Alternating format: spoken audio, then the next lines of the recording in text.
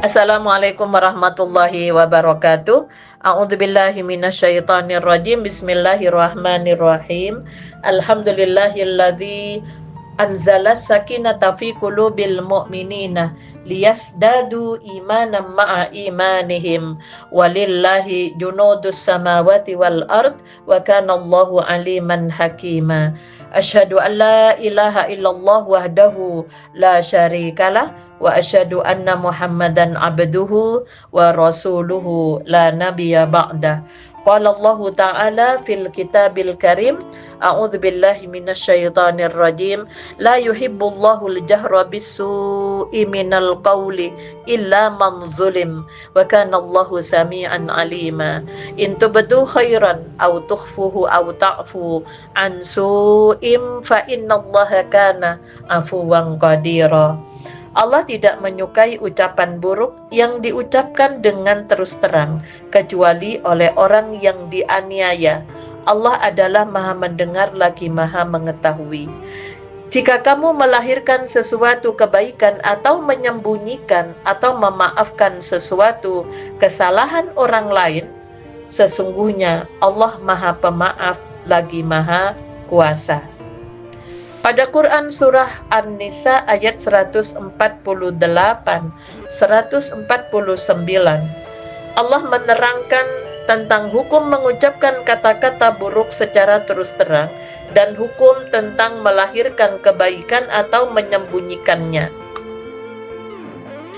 Jika Allah Ta'ala tidak menyukai hamba-hambanya yang menggunjing sesama yang lain dengan menyebut-nyebut aib dan kejelekan orang lain, apalagi itu pasangannya, karena perbuatan seperti itu akan membawa banyak kerusakan, permusuhan, dendam, bahkan pertengkaran yang bisa jadi berujung dengan perceraian. Maka kekerasan verbal dalam keluarga yang diakibatkan dari kata-kata sebaiknya dihindari, kecuali illa man zulim, orang yang dianiaya, seperti seorang istri mendapatkan fitnah dari suaminya dengan kekejian yang membuat aib pada si istri, maka ini boleh mengadukan kepada hakim atau orang yang diharapkan dapat memberikan pertolongan. Walaupun ada dua mafsadah kerusakan yang saling berlawanan, yaitu kerusakan mengadukan kezaliman orang secara terang-terangan yang tentu saja harus menerangkan kejelekan-kejelekan atau aibnya. Dan mafsadah yang kedua yang merupakan kerusakan jika mendiamkan kezaliman tersebut yang akan menyebabkannya semakin merajalela dan berjalan terus yang bisa merobohkan peradaban. Maka di antara kedua mafsadah tersebut yang paling ringan agaknya dengan mengadukan kezaliman secara terus terang, karena dibolehkan di dalam agama dalam kondisi darurat, sebagaimana sabda Rasulullah dalam hadis riwayat Ahmad, inna li sahibil haqqi maqalan, sesungguhnya si empunya hak mempunyai hak baginya untuk berbicara. Sehingga ayat yang terakhir ditutup dengan wa kanallahu sami'an alima, Allah Maha Mendengar lagi Maha Mengetahui, yang berkaitan dengan perkataan apapun yang keluar dari lisan seseorang, baik perkataan yang buruk itu tidak akan pernah lepas dari pendengaran dan pengetahuan Allah yang akan memberikan penilaian. Namun pada ayat 149, jika orang yang telah membuka aib seseorang, apalagi pasangannya, jika berhenti bertaubat, berjanji tidak akan mengulang lagi, maka memaafkan, menyembunyikan itu lebih baik. Karena Allah mengajarkan sifat pemaaf atas segala sesuatu. Pemirsa dan pendengar yang dirahmati oleh Allah, bahwa kata-kata itu bisa menyembuhkan dan bisa melukai hati seseorang. Untuk itulah maka Islam mengajarkan komunikasi yang jujur, lembut, penuh hikmah, karena kita semua pernah mengalami situasi ketika kata-kata itu lebih tajam daripada pedang. Maka dalam Islam, komunikasi itu bukan sekedar masalah teknik atau metode, melainkan juga perkara moral dan spiritual, seperti komunikasi tanpa kekerasan kata. Maka Al-Quran mengajarkan bahwa perkataan seharusnya tidak hanya memenuhi kriteria kebenaran, tetapi juga memperhatikan kelembutan, keadilan, dan ketulusan dengan menggunakan istilah qaulan.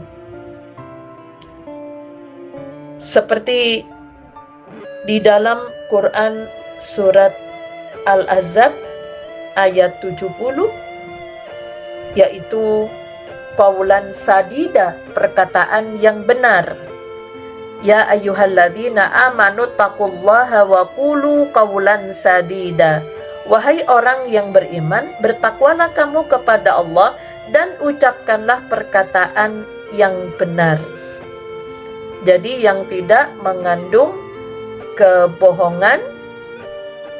Ada memang 3 kebohongan yang dibolehkan oleh Rasulullah karena melindungi seseorang dari ancaman bahaya, karena untuk mendamaikan sesama muslim yang lagi bermusuhan. Yang ketiga, suami berbohong kepada istri untuk menyenangkan.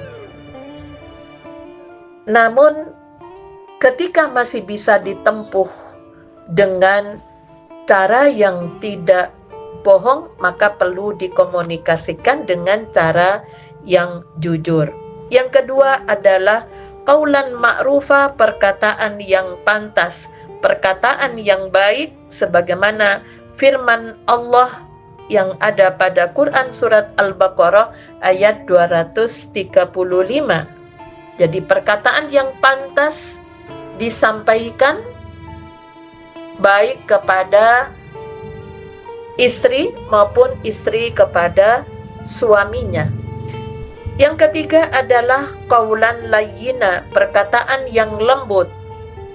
Pada Quran surat Thaha ayat 44, faqula lahu qaulan layyina la'allahu yatadzakkaru aw yakhsha. Berbicara kamu berdua kepada Firaun dengan perkataan yang lemah lembut, mudah-mudahan dia sadar atau takut.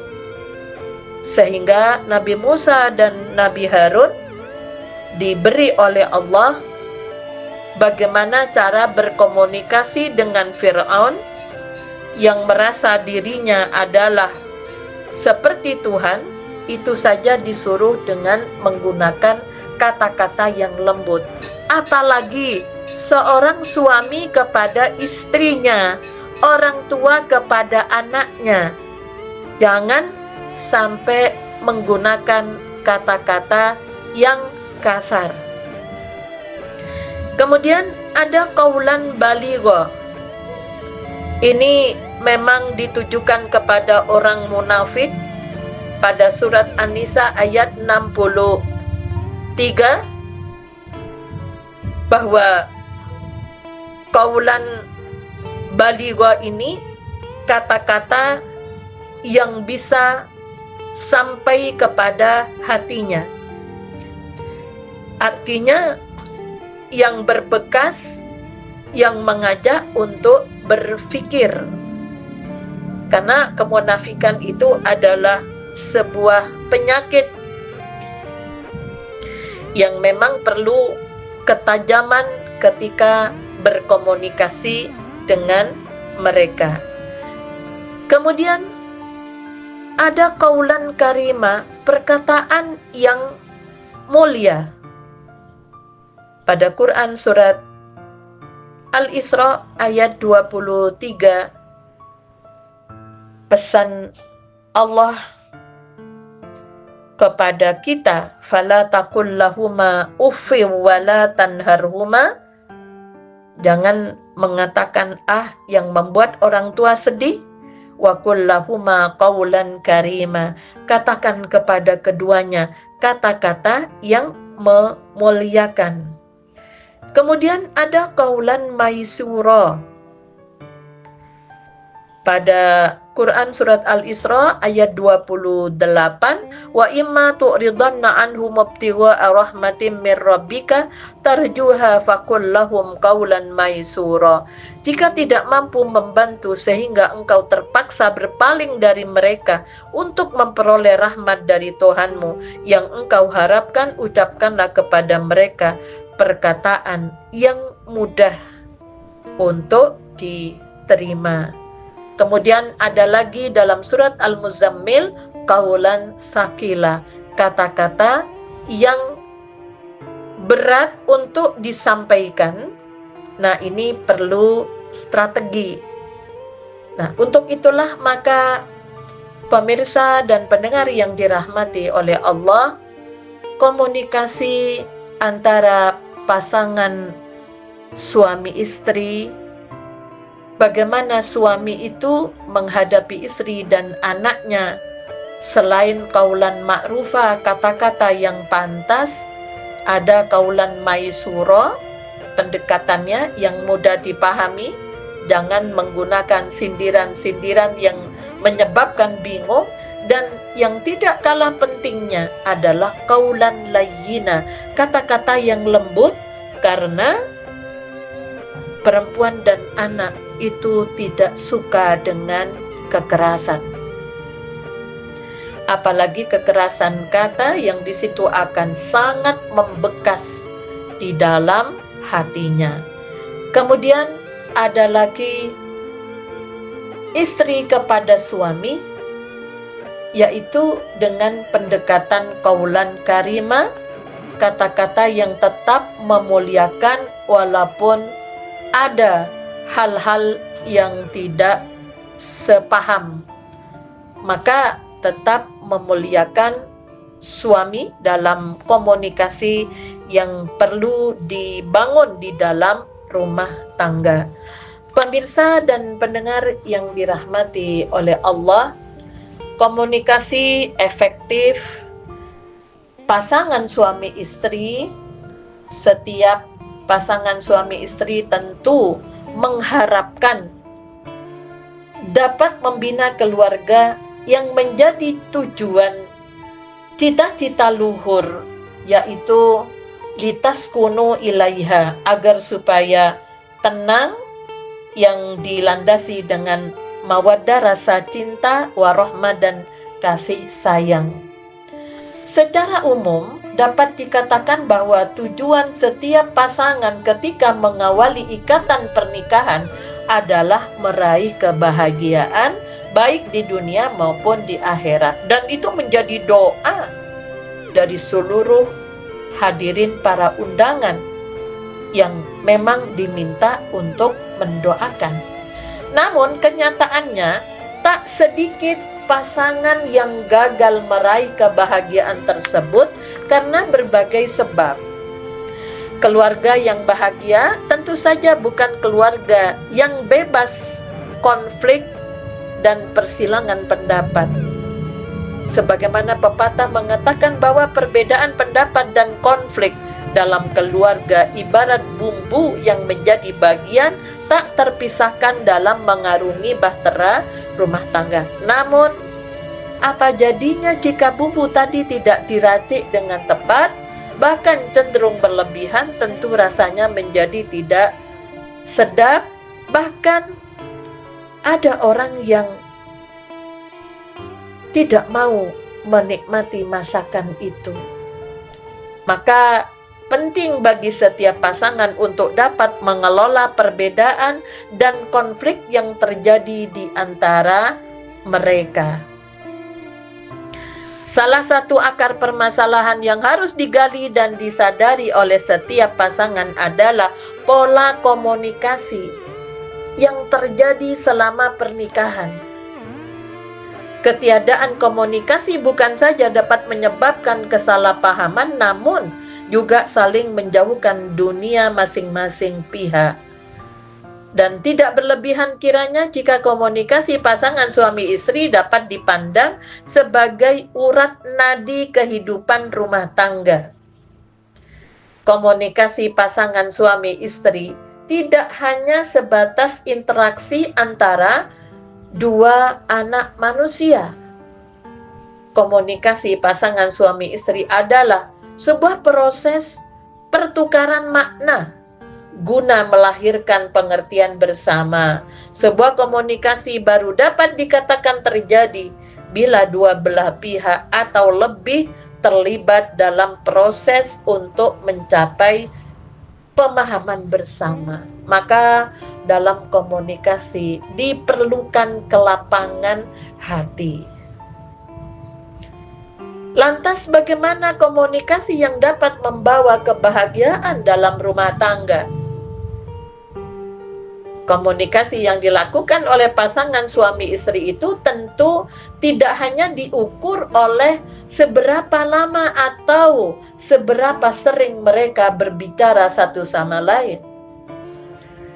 Bisa saja terjadi pasangan suami istri memiliki waktu berbincang yang cukup, namun pesan yang disampaikan tidak dapat dipahami dengan baik. Karena kemungkinan ada faktor diantaranya tidak adanya kesetaraan atau keseimbangan dalam proses komunikasi antara kedua pihak. Jadi ketidaksetaraan dalam proses komunikasi pasangan suami istri itu seringkali menyebabkan sulitnya dicapai pemahaman bersama. Ketika satu pihak misalnya merasa paling berhak untuk menentukan arah pembicaraan dan pengambilan keputusan bisa mendominasi pihak yang lain, maka sangat mungkin terjadi ketimpangan bahkan keterpaksaan dalam menerima gagasan dan keputusan yang dihasilkan dari proses komunikasi tersebut. Nah, jika kondisi yang seperti ini dibiarkan menjadi sebuah kebiasaan, maka suatu ketika akan menjadi pemicu timbulnya konflik karena salah satu pihak merasa tidak puas dan selalu merasa dikalahkan. Istilah mengalah itu adalah kalimat yang sangat menyakitkan di dalam rumah tangga atau dalam pergaulan. Maka yang harus dimunculkan adalah saling memahami, saling menghormati, dan saling menyayangi. Dan kemampuan untuk mendengar. Jadi kemampuan mendengar lawan bicaranya. Sebagaimana surat Az-Zumar ayat 18, alladzina yastami'una al-qawla fayattabi'una ahsana ulaika alladzina hadahumullah wa ulaika hum ulul albab. Yang mendengarkan perkataan lalu mengikuti apa yang paling baik di antaranya, mereka itulah orang yang telah diberikan Allah petunjuk, dan mereka itulah orang yang mempunyai akal, yang selalu berpikir ketika berusaha untuk mendengar, bahkan ketika berkomunikasi. Kalau itu adalah satu hal yang sangat penting, maka letakkan HP-nya masing-masing agar supaya satunya bicara, satu konsentrasi dengan HP-nya. Ini tidak akan mendapatkan hasil yang baik. Pemirsa dan pendengar yang dirahmati oleh Allah, komunikasi itu bagian yang sangat penting di dalam ketenangan dalam keluarga, mengurangi konflik dalam keluarga, dan komunikasi sumbernya ada pada kelapangan hati masing-masing. Nasrum minallah wa fathun qarib wa basyiril mu'minin walhamdulillahi rabbil alamin. Assalamualaikum warahmatullahi wabarakatuh.